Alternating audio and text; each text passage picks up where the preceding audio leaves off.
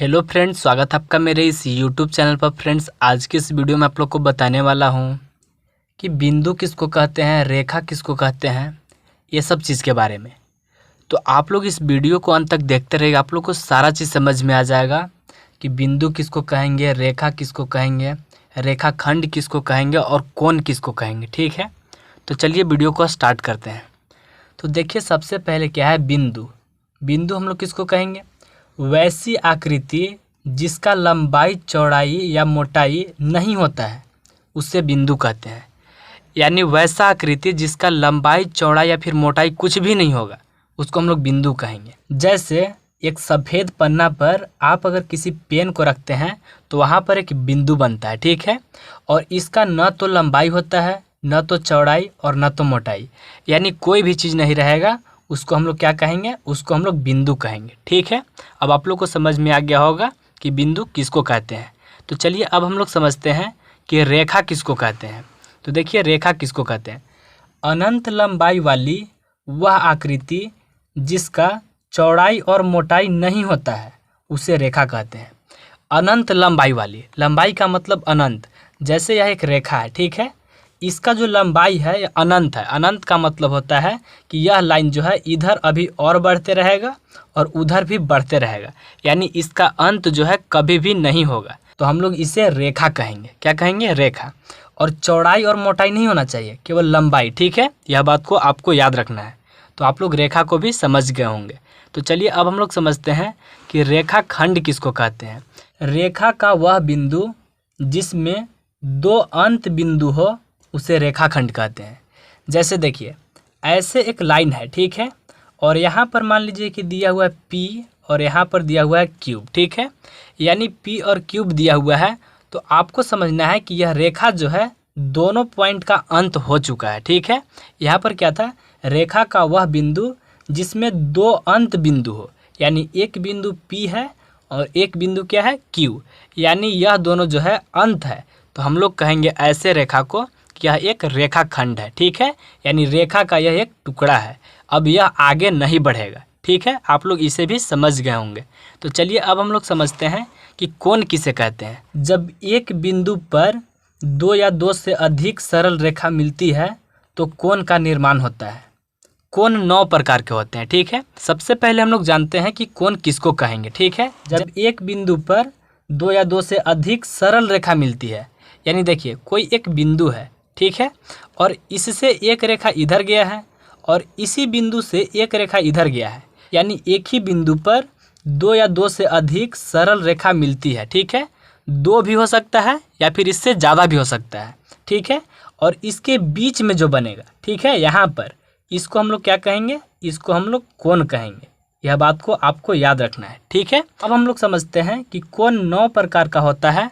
तो वह कोण जो होता है 9 प्रकार का कौन कौन होता है। ठीक है, और सबको हम लोग एग्जाम्पल के माध्यम से समझेंगे।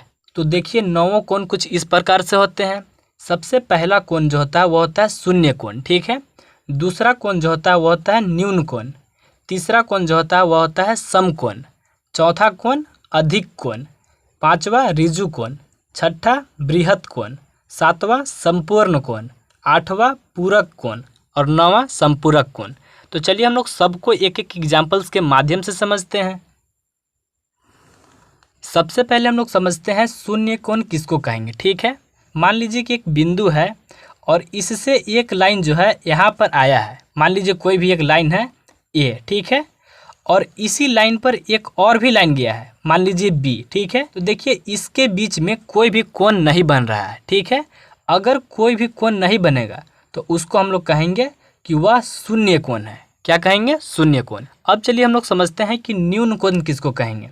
न्यून कोण हम लोग उसको कहते हैं जो 90 डिग्री से कम होता है।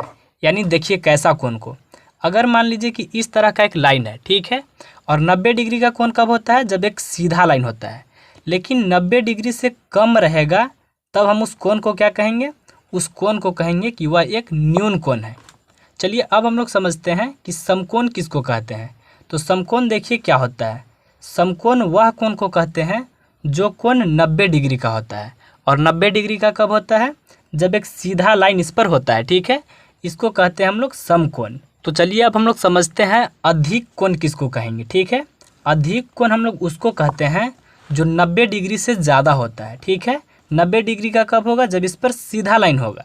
लेकिन 90 डिग्री से ज़्यादा जो कोण होता है उसको हम लोग कहते हैं अधिक कोण। अब हम लोग समझेंगे कि ऋजु कोण किसको कहते हैं। ठीक है, ऋजु कोण हम लोग उसको कहते हैं जो कोण 180 डिग्री का होता है। ठीक है, 180 डिग्री का कोण जो होगा उसको हम लोग क्या कहेंगे, उसको कहेंगे ऋजु कोण। तो अब हम लोग समझेंगे कि बृहत कोण किसको कहते हैं। ठीक है, देखिए बृहत कोण किसको कहते हैं, जो कोण 180 डिग्री से ज़्यादा होता है उस कोण को हम लोग बृहत कोण कहते हैं। अब देखिए 180 डिग्री से ज़्यादा कैसे होगा, यह देखिए एक बिंदु है। ठीक है, इससे अगर ज़्यादा होगा और यहाँ से लेकर के यहाँ तक एरिया, तो इसको हम लोग कहेंगे कि यह एक बृहत कोण है। तो चलिए अब हम लोग समझते हैं कि संपूर्ण कोण किसको कहते हैं। ठीक है, संपूर्ण कोण हम लोग उस कोण को कहते हैं जो 360 डिग्री में होता है। जैसे देखिए ऐसे है, ठीक है, और यहाँ से लेकर के यहाँ टोटल एरिया यानी पूरा एरिया जो है अगर रहेगा तो इसको हम लोग कहेंगे कि यह जो है संपूर्ण कोण है। इसको क्या कहेंगे, संपूर्ण कोण। अब हम लोग समझेंगे कि पूरक कोण किसको कहते हैं। ठीक है, पूरक कोण हम लोग उसको कहते हैं जो 90 डिग्री दो कोणों को मिलाकर के होता है। ठीक है, जैसे देखिए इस तरह से 90 डिग्री का यह हो गया। ठीक है, अब इसमें देखिए क्या है, इसमें दो कोण हो जाएगा, यानी एक यह कोण और एक यह कोण। अगर दो कोण मिल करके 90 डिग्री का निर्माण करता है उस कोण को हम लोग क्या कहते हैं, उस कोण को कहते हैं पूरक कोण। ठीक है, तो चलिए अब हम लोग समझते हैं कि संपूरक कोण किसको कहते हैं।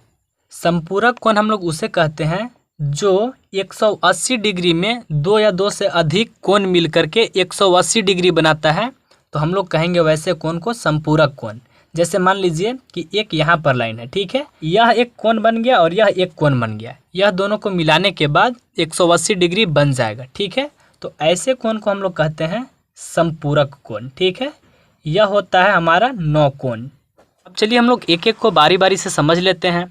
वैसा कोण जो दोनों एक ही लाइन पर रहेगा वह होता है शून्य कोण। ठीक है, न्यून कोण किसको कहेंगे, जो 90 डिग्री से कम रहेगा। ठीक है, और जो 90 डिग्री का रहेगा उसको कहेंगे समकोण। ठीक है, अधिक कोण किसको कहेंगे, जो 90 डिग्री से ज़्यादा होगा। ठीक है, ऋजु कोण किसको कहेंगे, तो ऋजु कोण कहेंगे जो 180 डिग्री का होगा। ठीक है, इसके बाद बृहत कोण किसको कहेंगे, जो 180 डिग्री से ज़्यादा होगा। ठीक है, और संपूर्ण कोण किसे कहेंगे, तो जो 360 डिग्री का होगा। ठीक है, और पूरक कोण किसको कहेंगे, जब दो कोण को मिला करके 90 डिग्री का निर्माण करेगा तो हम लोग कहेंगे कि वह एक पूरक कोण है। ठीक है, और संपूरक कोण किसको कहेंगे, जब दो कोणों को मिला करके 180 डिग्री का निर्माण करेगा तो हम लोग कहेंगे कि वह संपूरक कोण है। तो इस तरह से आप आसानी से कोण को और रेखा को याद कर सकते हैं। तो फ्रेंड्स, वीडियो अच्छे लगे तो वीडियोस को लाइक करें और चैनल पर नए हो तो चैनल को सब्सक्राइब करने के साथ साथ बेल आइकन कर लीजिए आप प्रेस। चलिए फ्रेंड्स, मिलते हैं नेक्स्ट वीडियो में।